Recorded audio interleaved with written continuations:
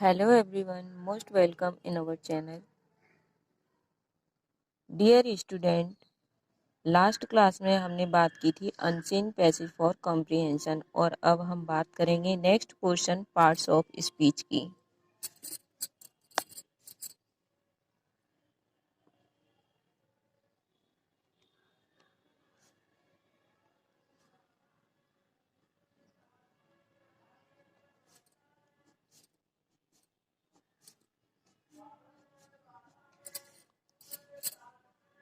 As you know, parts of speech 8 type.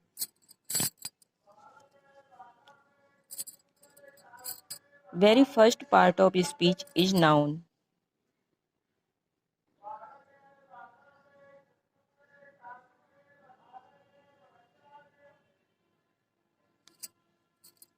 यहाँ पर मैं आपको कॉन्सेप्ट बाय कॉन्सेप्ट टर्म सिखाऊंगी, कुछ भी रटने की नीड नहीं पड़ेगी।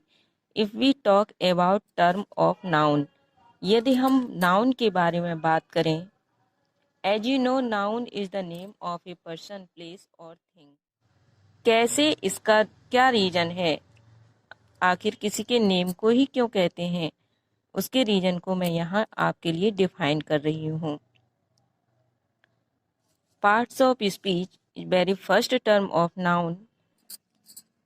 पार्ट्स ऑफ स्पीच का फर्स्ट टर्म नाउन है। नाउन के बारे में हम यहाँ पर बात कर रहे हैं।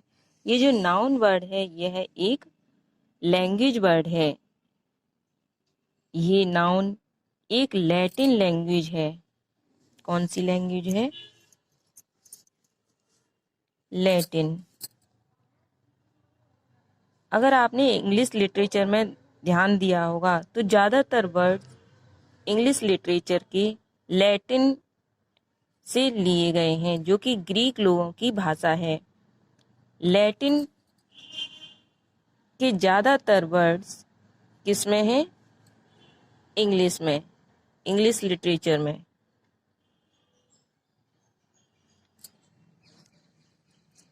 If we talk about term of noun, तो डियर स्टूडेंट, आज तक आपने नाउन को सीधे डेफिनेशन मोड में सीखा है।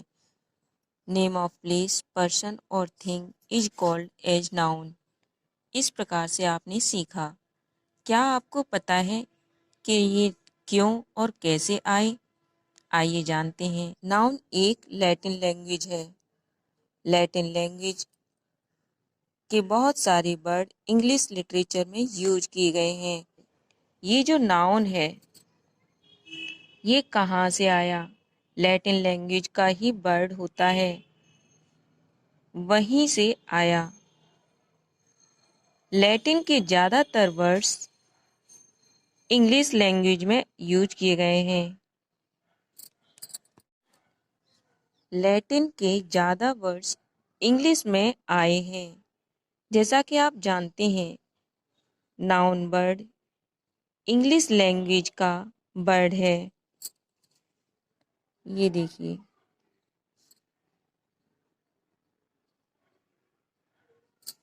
नाउन वर्ड इंग्लिश लैंग्वेज का वर्ड है।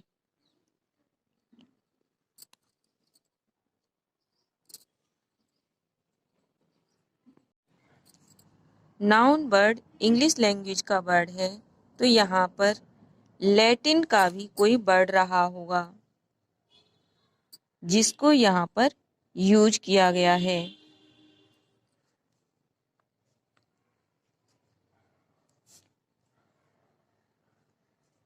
जो कि नाउन बन गया।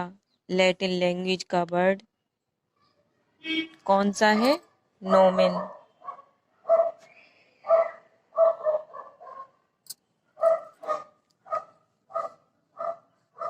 नाउन इंग्लिश का वर्ड है। जैसा कि आप जानते हैं कि लैटिन में भी कोई वर्ड रहा होगा जो कि इंग्लिश में यूज किया गया होगा। वह वर्ड क्या है? नोमेन। नाउन को हिंदी में क्या कहते हैं? संज्ञा कहते हैं।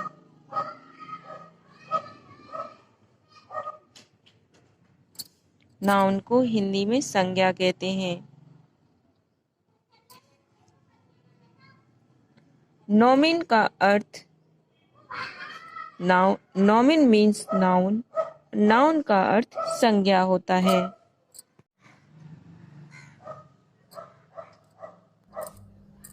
जिस प्रकार से नाउन का मीनिंग संज्ञा होता है, उसी प्रकार से नोमिन का मीनिंग नेम अर्थात नाम होता है। नाम को इंग्लिश में ट्रांसलेट करने पर नेम बन जाता है।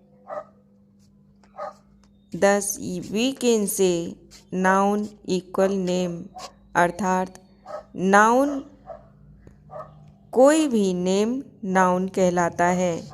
इस प्रकार से हम कह सकते हैं कि किसी का भी नेम चाहे वस्तु का हो, प्राणी का हो या फिर स्थान का हो, संज्ञा कहलाता है अर्थात नाउन कहलाता है।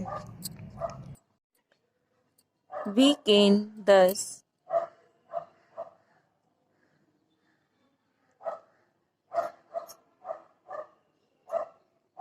every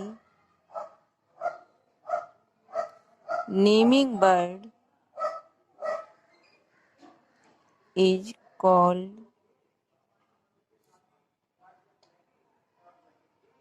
noun. अतः हम कह सकते हैं कि प्रत्येक नाम क्या कहलाता है? नाउन कहलाता है। दुनिया का चाहे कोई भी नाम हो, चाहे किसी वस्तु का नाम हो, चाहे स्थान का नाम हो या फिर किसी भी प्राणी का नाम हो, अर्थात name every naming bird is called noun. Dear student, आइए जानते हैं कि इसमें से आपके क्वेश्चंस कैसे बनते हैं। For example,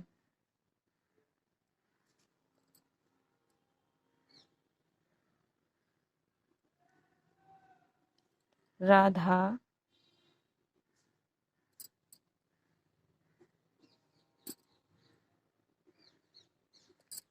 sells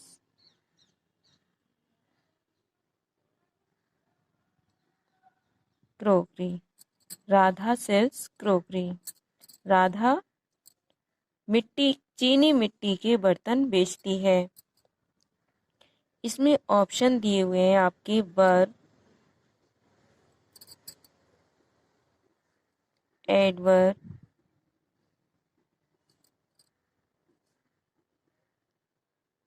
noun, adjective.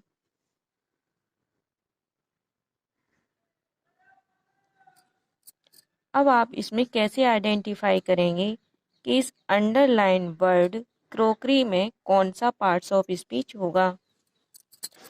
Underline word crockery में पार्ट्स ऑफ स्पीच को आइडेंटिफाई करने के लिए हम इस सेंटेंस में कौन, क्या, किसको या किसका, ये 3 प्रश्न कर देंगे। 3 प्रश्न करने पर हमें पार्ट्स ऑफ स्पीच पता चल जाएगा, जैसा कि इसमें दिया हुआ है।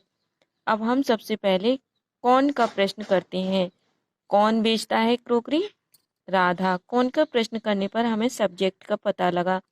सब्जेक्ट हमारा राधा है। राधा राधा किसी का नेम है। और यहाँ मैंने पहले ही आपको बताया था कि अगर किसी का नेम हो तो वहाँ नाउन होता है। तो यहाँ पर राधा क्या हो जाएगी हमारी? नाउन। अब क्या का प्रश्न करते हैं। राधा क्या बेचती है? क्रॉकरी। राधा क्रॉकरी बेचती है, यानी कि चीनी मिट्टी के बर्तन बेचती है। क्रॉकरी इस सेंटेंस में ऑब्जेक्ट है। ऑब्जेक्ट है तो जहां पर ऑब्जेक्ट होता है वहां भी नाउन होता है। ये देखिए, तो यहाँ पर ऑब्जेक्ट यानी कि चीनी मिट्टी के बर्तन, ये चीनी मिट्टी के यानी कि किसी का नेम है, चीनी मिट्टी के बर्तन। तो ये जहाँ नेम आ गया तो वहां पर भी नाउन होगा, अर्थात इस प्रकार से इसका सही आंसर नाउन होगा। अब इसे हम दूसरी तरीके से समझ सकते हैं, जैसे कि कोई सेंटेंस दिया हुआ है। सेंटेंस में भी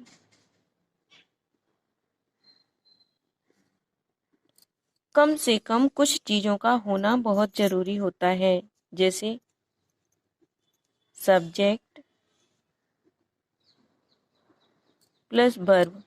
सेंटेंस में इन 2 चीज़ों का होना तो बहुत ही ज़्यादा ज़रूरी होता है। लेकिन अगर ऑब्जेक्ट भी हो फिर तो ये सेंटेंस एक आइडियल सेंटेंस बनकर रेडी हो जाता है।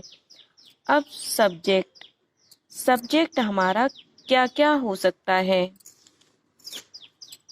सब्जेक्ट हमारा नाउन भी हो सकता है, प्रोनाउन भी हो सकता है, जीरन भी हो सकता है, इन्फिनेटिव भी हो सकता है।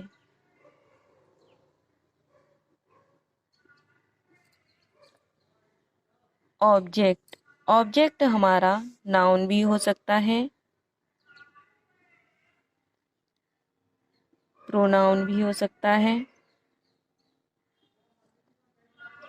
जीरन भी हो सकता है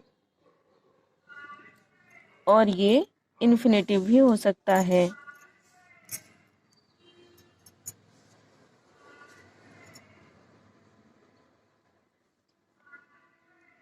जीरन वर्ब की फर्स्ट फॉर्म में आईएनजी लगाने पर बनता है और infinitive two plus V1 add करने पर कंप्लीट हो जाता है। तो इस प्रकार से हम आइडेंटिफाई कर सकते हैं कि सब्जेक्ट में हमारा नाउन भी हो सकता है, प्रोनाउन भी हो सकता है, जीरन भी और इन्फिनेटिव भी। और उसी प्रकार से यहाँ पर ऑब्जेक्ट में हमारा नाउन भी हो सकता है, प्रोनाउन भी, जीरन भी और इन्फिनेटिव भी।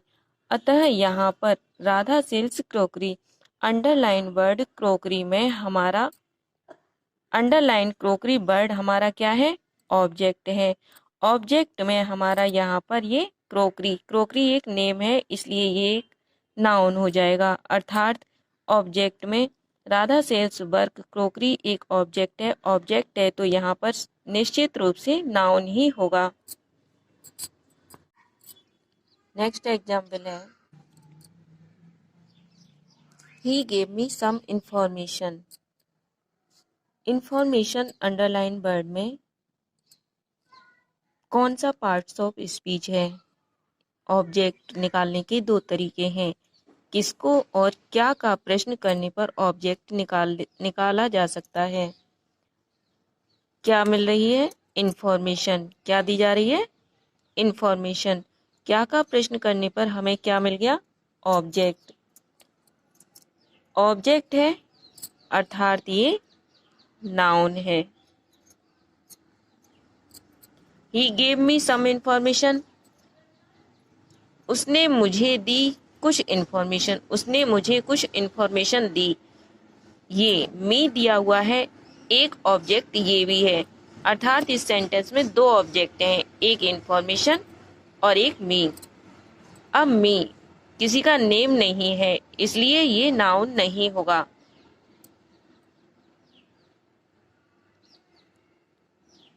ये क्या नहीं होगा? नाउन नहीं होगा।